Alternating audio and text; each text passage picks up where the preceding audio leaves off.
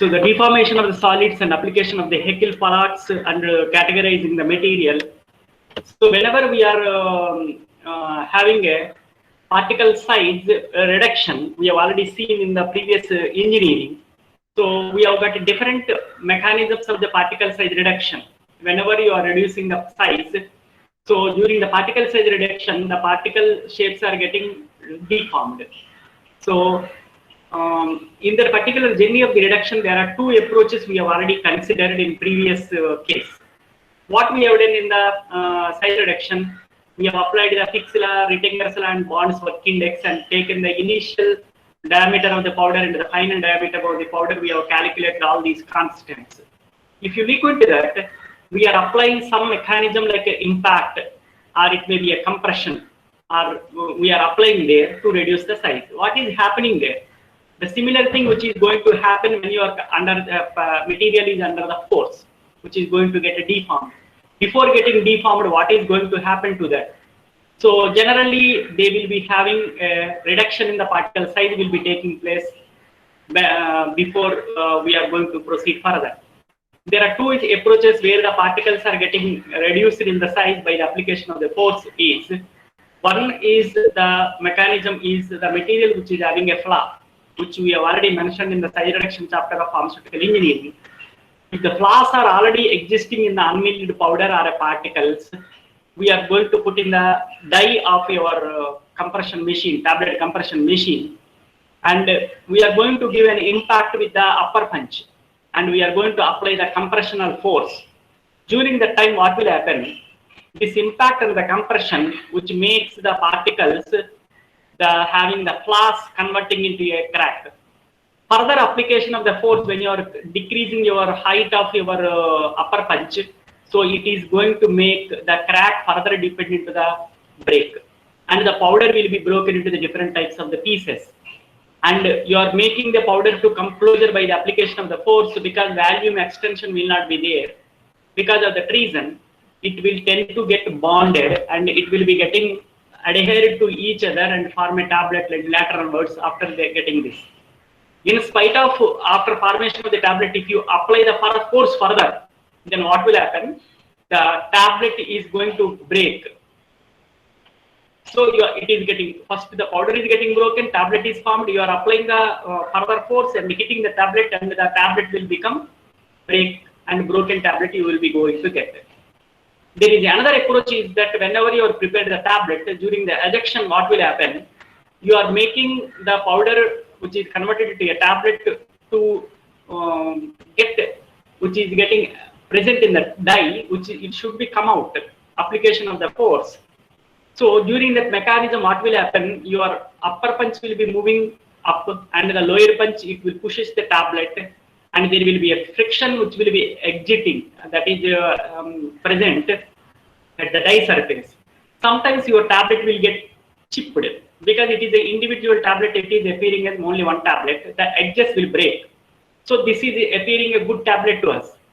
So these mechanisms of size reduction, whatever we have seen, it is applicable in the tablet manufacture and the deformation of the solids when the solid is present in the single entity like a tablet, or if they are present as a individual particles.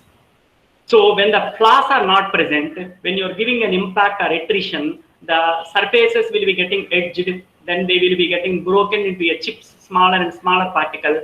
So the edges and break, and it will be making a size reduction. This phenomena we have already seen in previous year. So what are the different theories which are present, which is depicted and which is shown by the powder deformation is applicable to the powder deformation? One is the Griffith theory.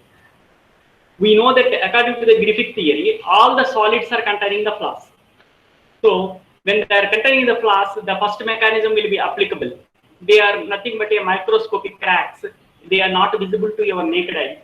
And when you are seeing under the microscope, they will be appearing as a small crack, and it is a weak spot.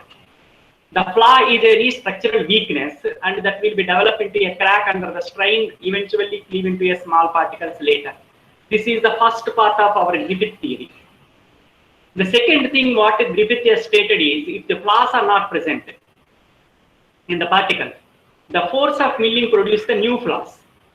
So when the force of the building is producing the new flaw, when you are applying the further impact, the flaw will be converted into a crack, crack will be becoming into a break and new flaw because of the creation of the new flaws. It means already original particles are weak, or second, they are not weak, but they are making them weak by hitting them. So because of that reason, they are getting broken and getting deformed. There is a third theory according to Griffith is some particles they are not at all having a flaws. All material exhibit this type of the brittle behavior. They are very tough in nature. They don't get broken even at a higher force because they don't have the flaws. They don't get generated into a flaw if you are applying the impact. Some material resist the fracture even at the much larger stresses. Because of this, the reason is they are tougher in nature. They undergo the plastic flow. What is the plastic flow? And we are going to have in the rheology, you have seen there is some yield value. After the yield value, we are applying the force, then the particle will break, they will break. If you are applying any force less than some critical value, they don't get broken. So they undergo the plastic flow, which allows the strain energy relaxation without the crack propagation, without having any impact on the deformity. They will get stretched just like your elastic rubber band. When you're stretching them, they are getting stretched, and when you're leaving them, they will come to original position. Similar manner, they will be the particles are also when you are applying the stress, they will be having little bit stress, and when you leave the stress, and they will go to original position without any crack propagation. During that time, what will happen? You need to apply some yield value. Yield value means a minimum force which you need to apply. Say, for example, you are stretching your elastic rubber band beyond certain value, then it will behave like a plastic manner, it will break. After breaking, even if you leave to original place also, they don't get attached. So it is irreversibly getting damaged. It means that you need to have a yield value find out so that the material is getting deformed permanently, irreversibly. When the plastic flow occurs, atoms and molecules slip over another, and this process of deformation requires higher energy, and that energy which should be sufficient to go beyond your yield value of a plastic flow, and the material will then behave as a plastic in nature, and it will break. Before the yield value, the plastic behavior will not be present in the material, they behave as elastic. It means we are categorizing our material into one is the material is already existing as a weak spots, the material which is not having weak spots and we are creating the weak spot, and third category we don't have any weak spots also and they are not able to be getting created, we are applying some yield value, they are getting broken. In this particular case, we are categorizing the material into two types, one is elastic material, another is a plastic material. Every material is having an elasticity. If you are applying a small force, they will get stretched and they will coming back to original position. But when you are applying the yield value and some force, beyond certain force, they break. That is actually called as a plastic flow. They tend to break. Irreversibly, they will be getting a deformed. This is actually what the theories applicable to the powder deformation according to Griffith. We have already seen, and it is the repetition of what we have already learnt. In this third category, we have got one concept called as the elastic modulus. This is a concept you might have already learned in the physics of your intermediate. So it is an elastic modulus, which is also known as the modulus of elasticity. It is the quantity that measures the object or the substance resistance to being getting deformed elastically, because they are getting stretched and they will come back to original position like a rubber band, because that is called as elasticity. They don't get deformed easily. They get stretched under the force. When the force is getting relieved, and they will be going to the low strain position and coming to original what they are present. So this is the behavior which we are seeing in the elastic materials, and our pharmaceutical powders will also have this type of elasticity.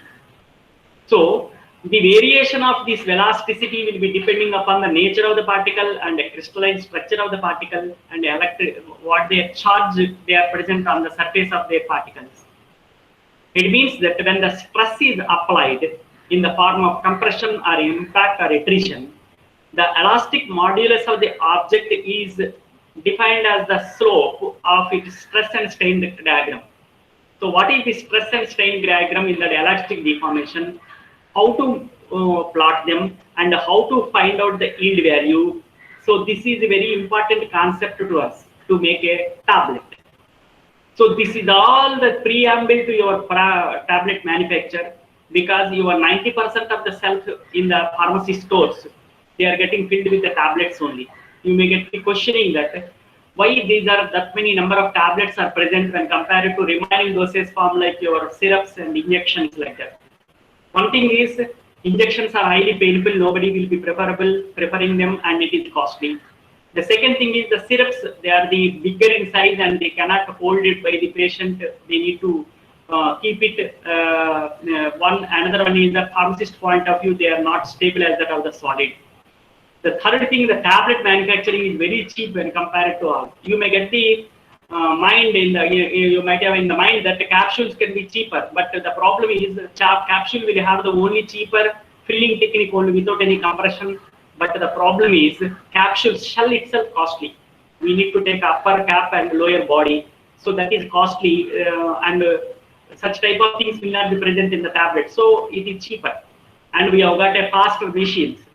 Because of all these reasons, and oral route is permeable, we are having more stability. The tablets are present more in our pharmacy store. Because of that reason, these elastic modulus of all these particles, what we are handling in the powder blend of your tablets, we need to study before proceeding for a tablet manufacture.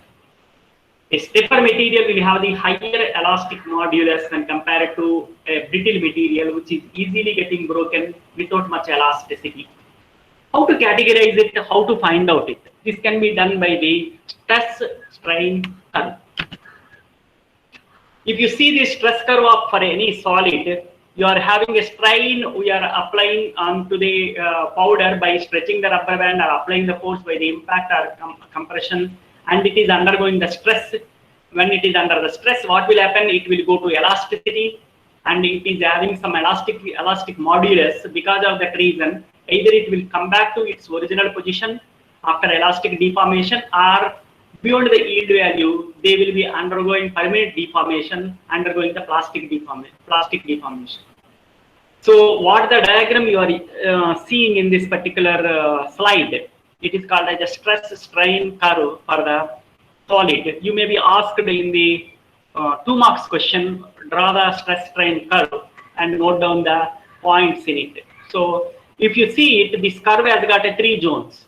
The first one is a straight zone, upper curve, that is having a elastic deformation, and the second phase is called as the plastic deformation.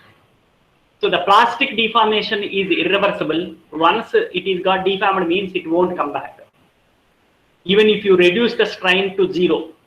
So when you're reducing the strain to 0 in the elastic deformation, then it will come back to its original position. The powder will be existing as such, without any change. There will not be any change in the particle size. There will not be any change in the chipping or the cracking, or it may be having a weak spots. It will not be getting exposed, and they are not going to broken. And it is a reversible phenomena. And the first phase, these 2 phases are getting separated by the yield point. That is called as a critical force we are applying there. When you are applying the critical force there, that critical force converts your elastic deform into a plastic deformation. The material previously it is behaving as elastic in nature, converting into a plastic material, it will get broken. So this break-even point is very much critical, because if you don't apply the force enough yield point and you are applying less than yield point, your tablet will not be formed. You will be getting again powder. Again you compress it. Again it will become a powder. So you want to have a tablet that is existing as a tablet during the journey of your manufacturing, packing, and the patient will be taken from the pharmacy store that is present in the cartons and blister pack, or it is a aluminum pack. So you will be having this strip packing or blister packing. After that, the patient will be taking it during this particular entire journey. It should never become powder. If you are making any tablet and you are applying the yield value that is lesser than this point, then the deformation is elastic in nature and the powder, it will be formed during the journey itself. The patient will not get any tablet, he will get only powder and it is worthless. So this is very important stage for us to determine the yield point for our powder blend, which is containing drug and excipient. And you may get the question, how to know it, sir? We have got a strain gauges in our tableting punching machine. They are behaving, they are going to get estimated by the strain gauges. There are two types which are having. One is by the piezoelectric effect. When you are applying the stress on to the any material, they get a generation of electricity. So when they are getting generated electricity because of the piezoelectric effect, the more electricity is generated, they are under the more stress, and we are find out the particular strain gauges as the concept to determine the yield value, and that yield value is making our tablet which is having enough strength. So that we are going to find out, and so the material is going to undergo the stress. Because of that one, it is going to get deformed, and the deformation may be elastic and plastic. And most of the times we are converting a powder into a tablet because they are having a axial force and radial force, both the things which are applicable when you are applying the upper roller, that which you are having a upper punch, which is making the powder to get compressed. So this is very important phenomena to make a tablet manufacturing. If you see this elastic modulus has been, it is in the form of lambda, which is equivalent to stress by strain, where the stress is the force causing the deformation, which is divided by the area to which the force is applied. Most of the times we have got a circular tablet or oval tablet, we can calculate the area. And the strain is the ratio of the change in the parameter caused by the deformation of the original value of the parameter. So which you are going to have, either it is in the porosity or it may be a change in the particle size or the surface area. If the stress is measured in the pascals, then the strain is in the dimensional quantity, the lambda will be in the pascals, because which you have got a similar changes in the powder in the strain. So initially we will be having a larger particles, later you have got a smaller particles. Then what will happen in the strain, you are going to have the ratio of the larger and smaller particle, both the sizes like micrometer getting cancelled, you will get a finger, dimensionless figure in the denominator. In the lambda is equal to stress and strain. In the stress, they are going to undergo the force. The force, what is that? It is a radial force when the tablet is moving towards periphery, that is towards your die, and another force is called as axial force, that is coming down towards your lower punch.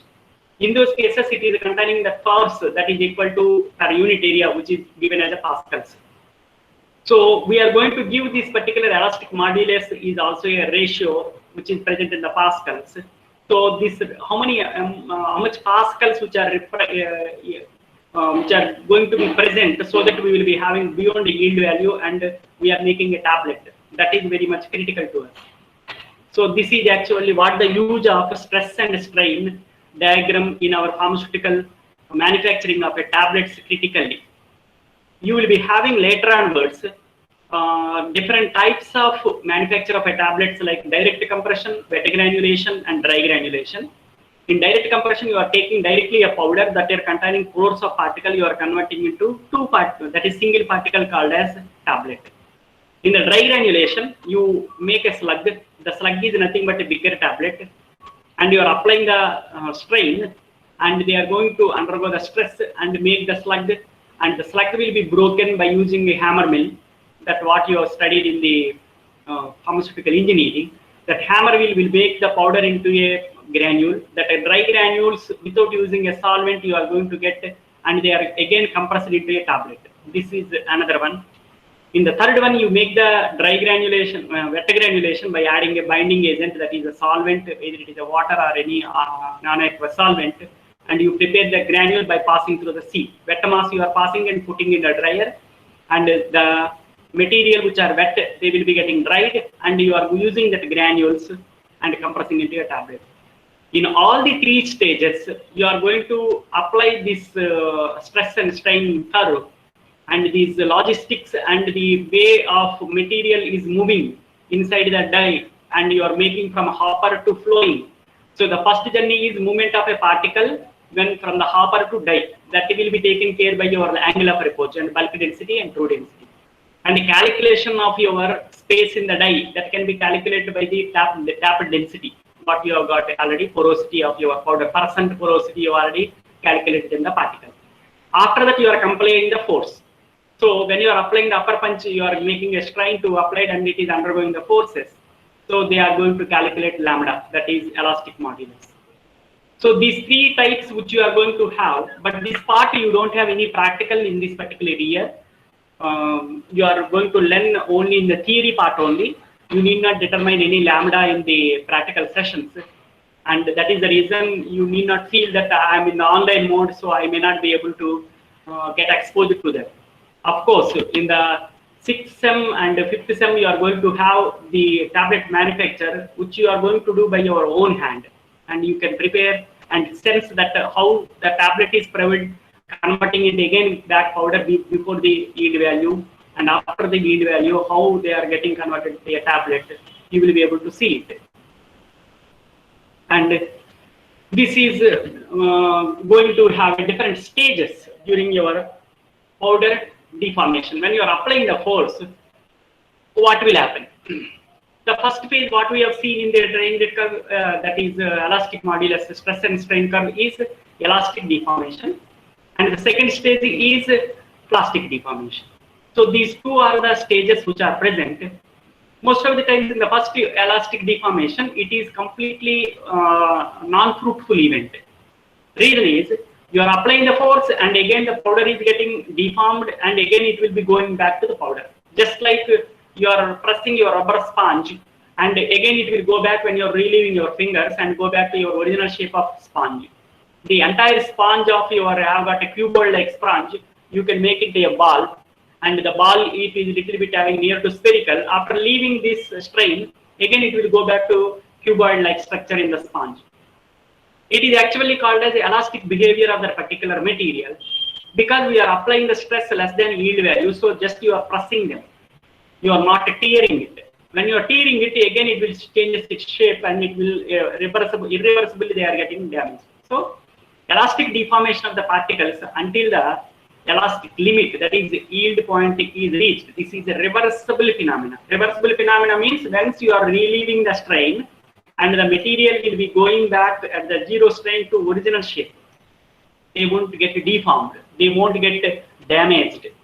So this is actually called as a first event, and it will take our lot of energy in our machine, and you don't get any tablets or whatever you want to achieve. That cannot be possible. If you want to reduce the size of the particle from the bigger to smaller, because of this elastic deformation, you don't have any size reduction. If you want to make the powder to smaller size, or you want to break the powder and making into a tablet, then you need to have some elastic behavior. That is plastic behavior. Plastic behavior means they tend to break. This will happen beyond yield point. So the yield point, beyond that point, it will be undergoing the plastic deformation. It will be having a break, and it is irreversible phenomena. Means it won't go back to original. The tablet will exist as tablet only. It will not go back to powder. This is what you are going to have. It means your size reduction is already achieved. Your porous particle will become a finer particle. It won't go back to again porous particle. So you are getting stretched in the elastic deformation, and it will go back. But in this plastic deformation, it won't go back. So these two stages are very critical. And based on the behavior of these materials, Huckel has classified all the material into three types. One is the type A, type B, and type C. A, B, C. This is very, very important question in the examination. You will be asked, name the list the type of material according to the Haeckel plots. That is in the 2 marks question. Like, write note on Haeckel plots. That is 5 marks question. And you will be accompanied with stress and strain diagram along with the Haeckel plots, 10 marks question. So you need to categorize them and give the significance or importance in our pharmacy. Most of the times these are very important in our tablet manufacture. You don't have any tablets prepared in this SEM, in the physical pharmaceutics, and you don't have compaction also. That you are going to learn later. The compaction means application of the force to prepare the tablet. But you are going to categorize the material into 3 types in this particular physical pharmaceutics portion of your curriculum. The powder packing with the increasing compression load is normally attributed to the particle rearrangement. Because we know that when you are applying the particle, it will be getting rearranged. What is the rearrangement? It will be taking place. The powder which is present loosely in the bulk manner, in the bulk density, they are getting tapped, and some of this finer powder is filling the voids. It is getting rearranged. And you are applying that force there, then it will be undergoing elastic. If you are applying beyond the yield point, then it is undergoing plastic deformation. And if you are applying it forms the tablet, and if you are applying further, it is called as a brittle fracture, and particle fragmentation will take place. These are all the journey which will be taking place during your compression process. So during this compression process, you are starting with the powder. They are getting rearranged and elastically deformed. Above the yield value, they are plastically deformed and converting into a new tablet and a new shape. And you are applying further, and it is again fragmented back. When it is fragmented back, and again it will become a powder. A single tablet will become a powder in the punch itself. That is called as a brittle fracture, and we don't require it. It means you are wasting your energy and you are wasting your compression machine. You are giving too much of trouble to it, and you are breaking your tablet by hitting your punches and making a brittle fracture that makes the tablet to broken in the punch itself, and you will get a powder that is a laminated tablet without formation of a single tablet. The Haeckel analysis is a popular method of determining the volume reduction mechanism under the compression force. How the volume of the powder which is present in the die is getting reduced by the application of the compression force in the upper punch. This is what is done by the Haeckel analysis. This Haeckel is a scientist. In name of him, to have a gratitude, we are making them as a Haeckel plots. So most of the times this follows the first order kinetics. First order kinetic means it is dependent on one parameter. In the zero order, it is independent of any parameter. In the first order, it is dependent on one. In second order, it is containing two variables are present on them. It is getting dependent. That process is dependent.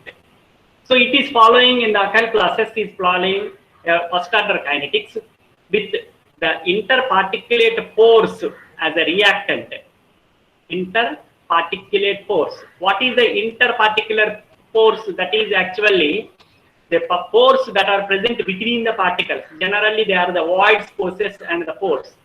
And the densification of the powder as the product. Densification of the powder means you are getting dense, more dense. Density is mass by volume. Mass is same when you are applying the force, because either energy neither be changed or not created or destroyed, but it is changing to one form to another form. Similarly, mass can never be created or destroyed. It is changing from one form to another form according to Einstein. What is happening here? The densification is taking place because the mass is same. When the volume is getting reduced, it will become more density. And when the volume is present higher volume, it will be becoming a less density. It means when the volume of the powder is more, it means it is containing interparticulate force are high. This is the reason we are taking at left hand side your porosity as your left hand side, your reactant is density. If you are reducing the porosity, and you are going to yield high density. If you are not able to reduce the porosity, you will be getting low density of your product. So because the volume is very high because of the force is nothing but a gaseous accumulation in between the particles. So you are going to have the relationship of your Haeckel analysis. You are having this. So it is dependent on porosity. That is the reason it is called as a first order reaction. Entire game is now roaming around the porosity. So you might have already determined your bulk density and true density. If you are not determined, in the next particle, madam is going to conduct where you are going to take tapped value minus bulk volume divided with the tapped volume into 100, you are going to get a percent porosity. This is what you are going to see. And there is another one, if you want to use the true density, where you are going to apply the true density. So your bulk density minus true density divided by the true density minus bulk density, or true density minus tapped density divided by true density, you are going to have the porosity of the powder to the what extent which is present, how much percentage of pores are present. We are taking that as a starting. Depending upon that, you are going to apply the force, you are going to get a densification based on the force. So this is what the Haeckel analysis is. So according to this analysis, the degree of compact densification. So compact densification is compact in this particular case what? It is a tablet in the case of tablet manufacture. It is a compact is a slug in the case of dry granulation. We have already seen tablet can be manufactured by three methods: dry granulation, wet granulation, direct compression. In the direct compression, the compact is tablet. In the dry granulation, the compact is slug. The slug again broken to powder, that is a dry granule, and again you are converting into a compact called as a tablet. Okay. So according to the Haeckel analysis, the degree of the compact densification, how density they are present with the increasing the compression force, is directly proportional to the porosity. Is directly proportional to the porosity. So the statement is kept in the form of equation 1, that is change in the density, that is the relative density rho r, d rho r divided by dp, small dp, that is change in the pressure, is equal to E. That is called as a porosity. But we are converting this directly proportional relationship, that is alpha, we need to keep it, but we have converted into equality, we need to put a proportionality constant. The proportionality constant here to convert a direct relationship is K. So we are multiplying K, the proportionality constant, so that the directly proportional relationship will become a equality. So D rho r divided by dP is equal to Ke. This is actually the Haeckel relationship and they called as a Haeckel equation. Fundamentally, it is present, which is given in 1. So what is its relationship? When there is a change in the relative density per unit change in your pressure, it is going to change your porosity multiplied with some coefficient, proportionality coefficient constant. We know that this E is equivalent to 1 minus rho r. E is equivalent to 1 minus rho r.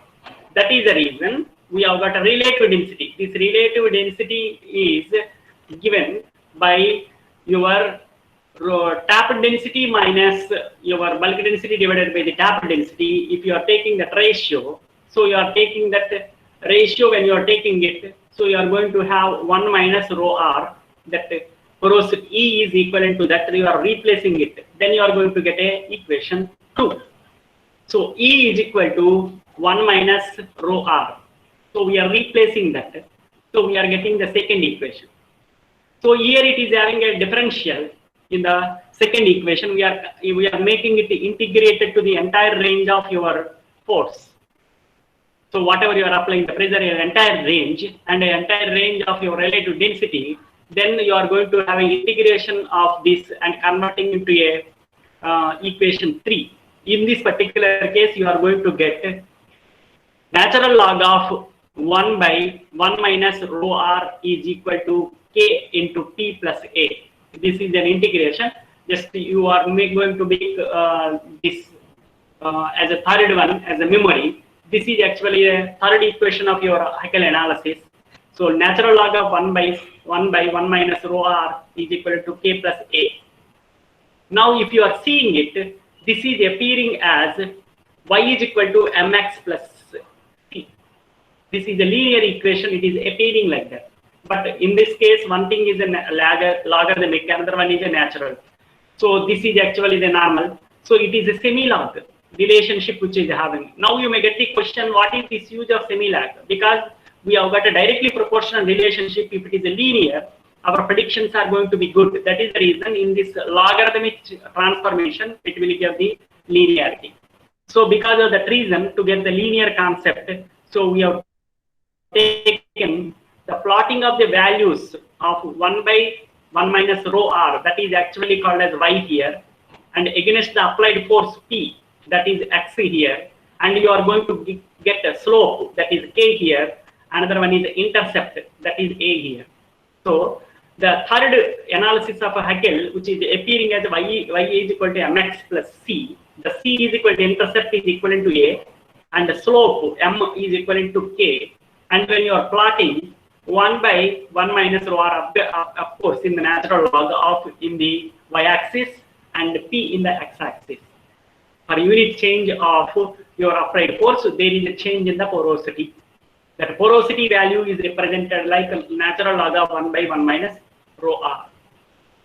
So with the Haeckel plots, the entire powders what we use in pharmacy. So we are using your starch powder, you have got talcum powder, you have got magnesium stearate, you have got lactose, you are using sugar, so many things which you are adding it. You may be having a drug, it is paracetamol or aspirin, whatever you are using. This entire thing is classified into 3 types. Whatever the powder which can be used in the pharmacy, a solid powder can be kept categorized into 3 types, A, B, C, based on their compression behavior.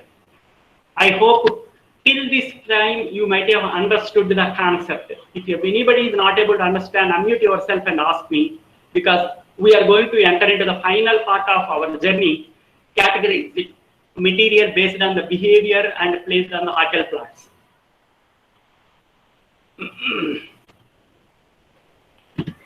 Now, we are categorizing the material, some material as a type may. The behavior is shown in this particular diagram. If you see here, there are 2 materials, they are parallelly going in the x-axis and y-axis when you are plotting it.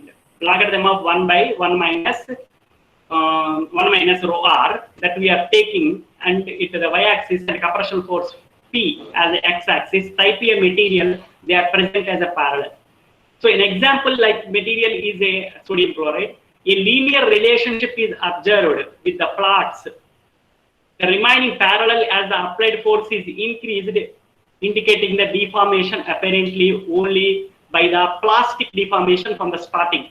There is no yield value here. Straight line you are observing it. It means they are very weak particles. They are present, flaws are existing in them, and they are getting easily broken. They will never give us trouble in the tablet manufacture because their behavior is like plastic in nature.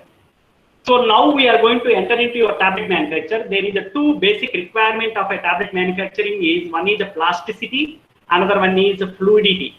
Fluidity means flow. Flow should be proper and it should be excellent. Excellent flow can be how to achieve it by adding a glidant that you have done in the angle of approach. So your fluidity is excellent. If it is not excellent, you are adding a glidant and making the powder fluid. Fluid means flow. So the first category you can be making as a tablet manufacturer is the content uniformity. You are able to achieve it. The second thing is, after you are putting the material in the dye, it should behave as a plastic in nature, not elastic. When it is elastic, what is the problem? You are applying the force and you are relieving the force, again it will go back to original because they are reversible phenomena. So in this particular case, the type A material are very good to pharmacists and they will give the very less trouble because they behave as a plastic through their entire range. Near to the Joro, little bit there is having little bit slopey in nature, but everything is having a straight line. If you see this material behavior in the type A. Whereas the type B, if you see here, the material initially you are having a steep. After that, that is having a straight line with a less. There are 2 phases are present here. So this is category is if you are seeing a type B material. Type B Haeckel material plots usually occur with the harder material with high yield pressures. It means they are plastic in nature, but you need to apply some yield value. It means they are second category according to your Griffith theory. So the first type A is according to your Griffith, a first category. In the second category, you have got with the yield value. So with the higher yield pressures, they undergo the compression by the fragmentation first, and they provide the denser taking later. Example is the lactose. This is a typical example of that. If you see the initial portions, they will be irreversibly, they are undergoing elastic deformation. After yield value of this critical zone, what I am showing with the cursor here, if you see after this yield value, that is compression force, compression pressure, the behavior is like your plastic. So before yield value, the behavior is like elastic. So we should never use less than this compression force to compress this material. So they are a little bit troublesome to us. This is actually called as a type B material. There is another material is called as a type C. If you see here, initially they are yield value. After the yield value, it is plateau. It is suddenly getting deformed, converting into a plastic. Irreversibly, they are getting plastic, and that is actually a type C material. For the type C material, there is an initial steep linear region which becomes the superimposed with a flatten out applied force is increased. This behavior is absence of rearrangement stage and densification is due to plastic deformation and melting.